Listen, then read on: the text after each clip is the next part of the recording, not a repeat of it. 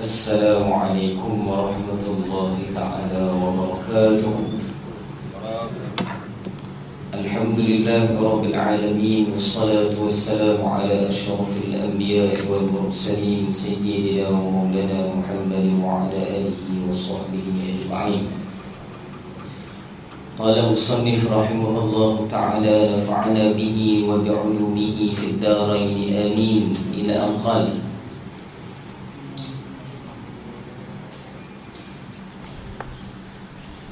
Apabila engkau berada di pagi hari Jumaat, maka hendaklah engkau mandi, kerana mandi Jumaat itu adalah satu kepastian, yakni hukumnya sunat muakkad yang dituntut oleh Allah Subhanahu wa ta'ala atas setiap orang yang baligh, yakni orang yang diwajibkan sembahyang Jumaat. Dan bersungguh-sungguhlah engkau di dalam menyucikan badanmu dengan mencukur, yakni segala bulu-bulu yang ada semisalnya, dan mengandam misalnya, dan memotong kuku dan menggunakan suki, yakni kayu miswak, dan segala cara-cara bersuci. Ini berkata siapa? Al-Imam Ghazali rahimahullah ta'ala di dalam kitab Bidayatul Hidayah. Al-Imam Al-Ghazali rahimahullah ta'ala ajar pada kita, bahkan ini sunnah bagi Nabi SAW, yang dituntut kepada kita setiap kali sebelum datang solat Jumaat, maka disunatkan, bahkan didatangkan kepada kita sunat muakkad. Makna sunat muakkad? Dituntut oleh Allah Subhanahu wa ta'ala.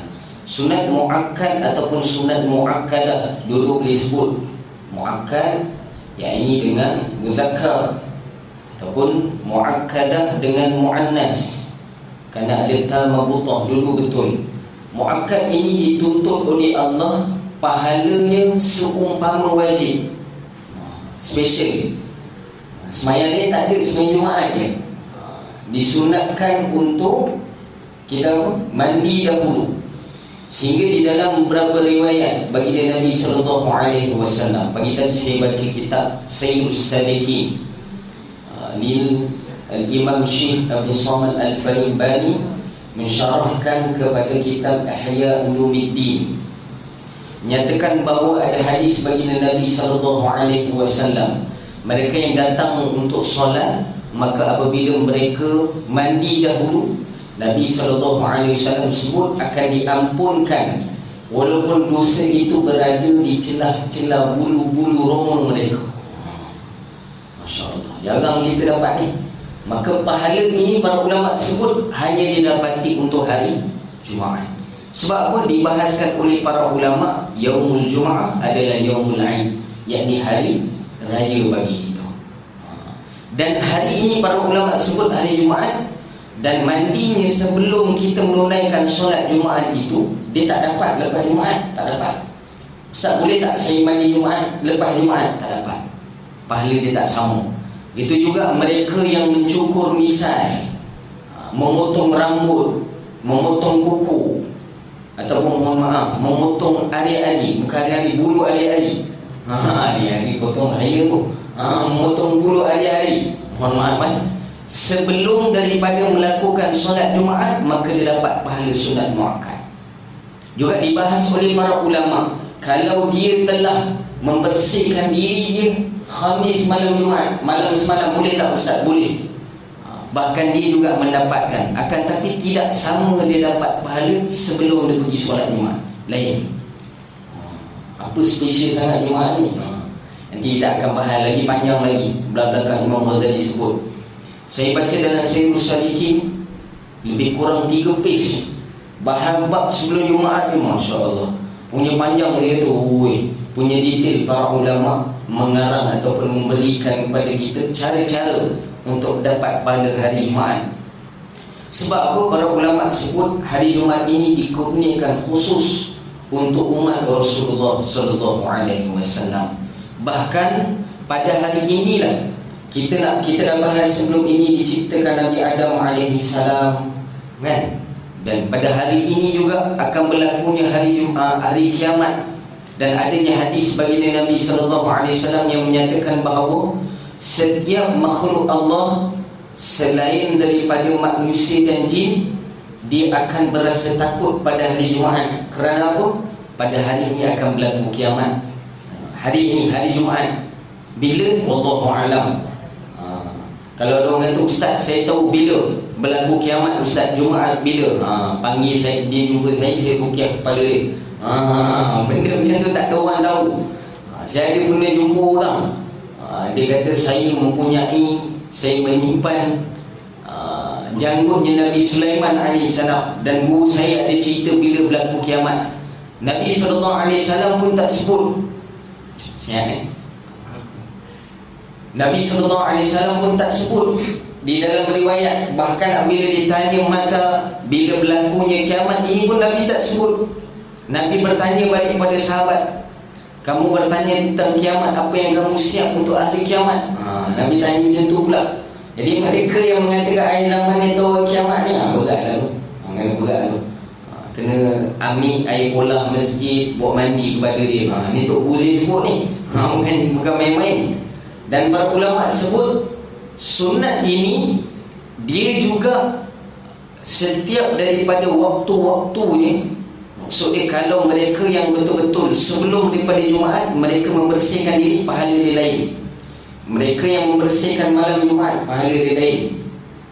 Mereka yang membersihkan diri dia pada pagi Jumaat lepas subuh, pahala dia lain. Dan mereka yang membersihkan diri dia sebelum menunaikan solat Jumaat, pahala dia lain. Dapat, insya-Allah. Dan para ulama juga sebut sempat dah ni, azan dah ni, 4 minit lagi ustaz. Hari ni kita kalau diwartakan untuk jami, tak saya ni dah kena mula doa kunut nazilah kan daripada Jumaat. Salam saya lah. Nanti kita serah pada tuan imam kita. Dan kita juga disunatkan untuk bersiwak gigi. Kenapa Nabi sebut dalam riwayat Imam Ghazali sebut kena siwak gigi melebihi daripada hari-hari yang lain? Maksud dia apa?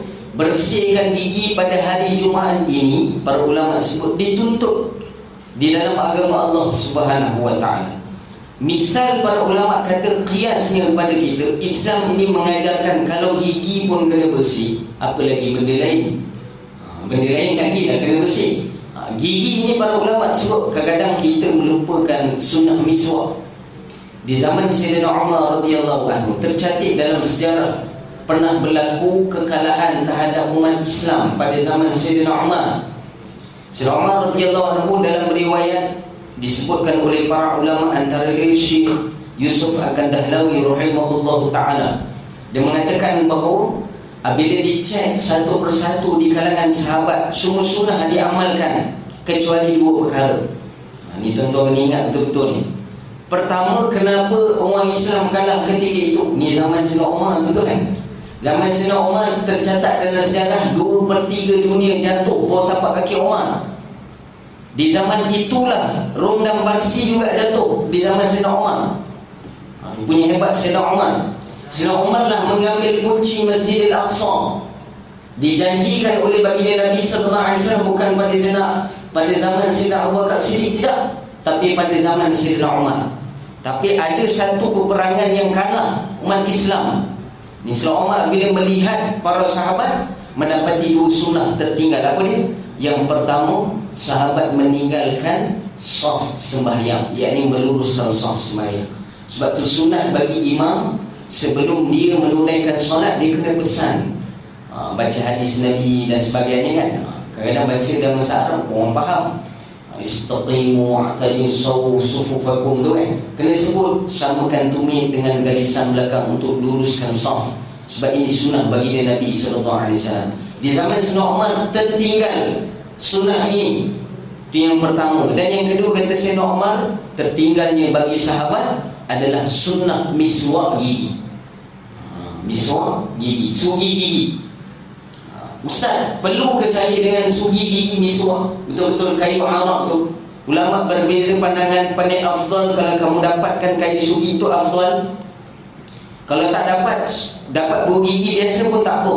Sehingga diajarkan oleh para ulama. Kata guru saya sewaktu mensyarahkan Bidayatul Hidayah ni, kalau kita sebelum solat ni tak mampu nak bawa sugi, cukup ambil sedikit hujung daripada jubah ataupun kain baju kita ini, kesat gigi sedikit, kesat sikit, dapat pahala miswak. Dapat tuan-tuan. Ini bukan saja saya buat tuan-tuan, ini ada diajarkan oleh ulama sampai tahap macam tu. Sehingga dalam riwayat hadis, mereka yang bermiswak ini solat mereka 70 kali lebih baik daripada mereka yang tidak bermiswak. Dan mereka yang bermiswak ni ada 70 fadilat. Disebut oleh Sayyidina Ali radhiyallahu anhu, disyarahkan oleh Syekhul Hadis Syekh Zakaria Al-Halawi rahimahullahu ta'ala pada menyatakan fadailus salat. Tuan Musi masya-Allah, lalu tak perasan tu. Subhanallah. Gila miswak ini para ulama sebut antara manfaat yang paling besar apa dia? Dia dapat mengucapkan kalimah la ilaha illallah sebelum daripada dia meninggal dunia. Ini antara manfaat miswak. Maka dituntut pada hari Jumaat, disebut jelas oleh Imam Ghazali rahimahullahu ta'ala, kalau kamu tak mampu nak mandi pun jangan kamu tinggal miswak. Sebelum gerak buruh gigi sikit. Tak dapat pun sebelum solat Jumaat tu sedikit. Dan mana-mana solat pun diajarkan oleh para ulama tu pada rumah. Kalau hari-hari buat macam tu pun payah juga. Kalau boleh adalah kita standby. Diajarkan. Dan ulama sebut miswak ini sunatnya ketika solat dua tempat tuan-tuan.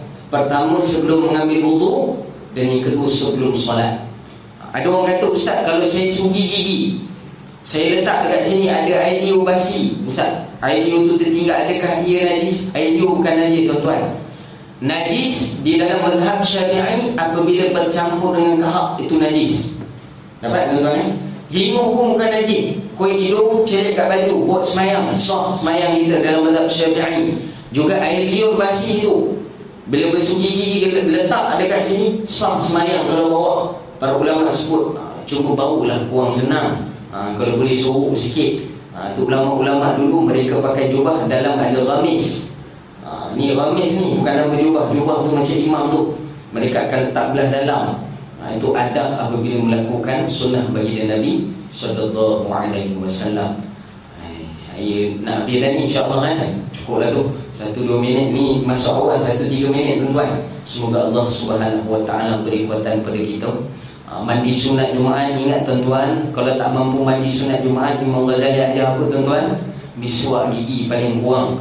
Dan kalau boleh setiap Jumaat itu kita bersihkan diri, mendapat pahala sunat muakkad yang diajarkan oleh baginda Nabi sallallahu alaihi wasallam. Wallahu subhanahu wa ta'ala a'lam. Semoga apa kita dengar pada hari ini Allah beri kekuatan pada kita untuk kita amalkan, ambil aktibar dan sampaikan pada orang insya-Allah. Wabillahi taufiq wal hidayah. Wassalamualaikum warahmatullahi taala wabarakatuh.